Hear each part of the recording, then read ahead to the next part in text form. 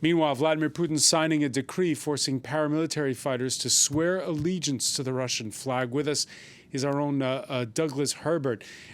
That decree matters. It does matter. What is this decree, first of all? It doesn't specifically say paramilitary groups. It doesn't say Wagner by name. What the decree applies to are members of so-called voluntary formations. In the past, when the Kremlin has used that type of language, Francois, voluntary formations clearly apply to paramilitary groups, of which Wagner was sort of the paragon, the prime example.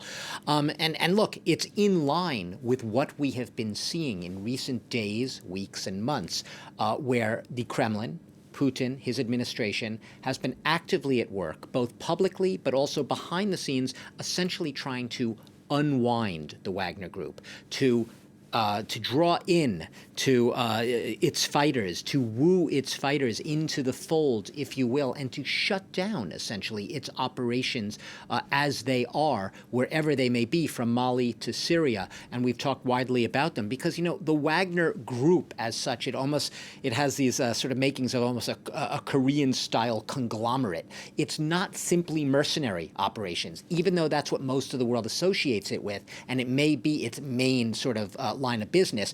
It has a lot of side hustles, as you might call it, from finance to construction to supplies to logistics to mining to natural resources. The list goes on and on.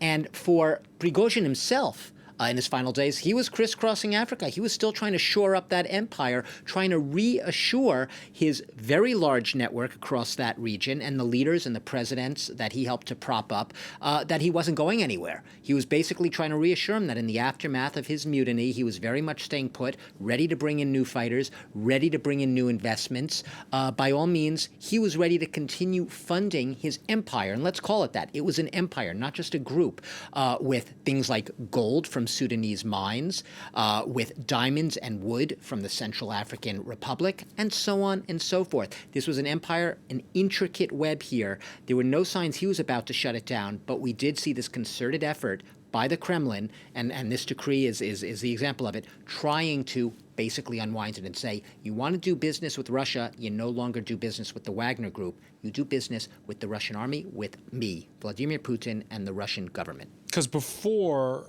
Wagner offered this plausible deniability, this buffer. They didn't exist for a while. But Prigozhin, as we know, also answered to Vladimir Putin in the end.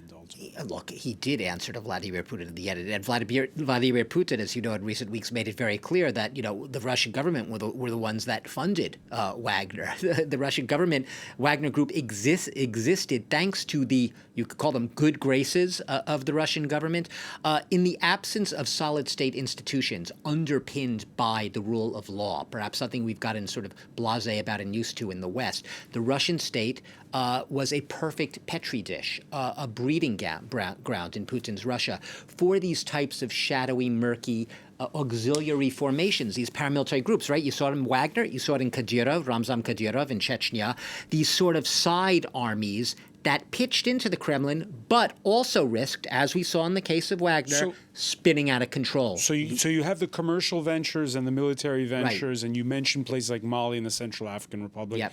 Is that game plan going to change? Is it just going to have different figureheads? It's going to have different figureheads. One of the hopes, perhaps, of the Russian government, as I said, it tries to draw the Wagner fighters into its fold, forcing them to sign contracts with the Russian military, no longer be associated with a Wagner group as such. There are going to be these sort of alternate now paramilitary groups, except the difference being they won't be on the side. They will be inbuilt into the Russian government itself, one of them being groups run by people within the GRU. The GRU is the military intelligence agency. We have seen them in recent weeks getting in on that sort of paramilitary act, trying to, and not just trying to, but having seeming success so far, Francois, in supplanting the Wagner Group. In fact, there's some reports that Yevgeny Prigozhin, considered the head of the GRU, who also showed up at a lot of conferences, including, I believe, the recent African summit, to be a real rival of his, a potential rival, someone that he feared could be his nemesis and his challenger. And now an apparent death, that is proving to be the case. So the Wagner Group will live on, albeit in a different guise and albeit much more hardwired to the Russian government in sort of a different, newfangled, to use a big word, incarnation.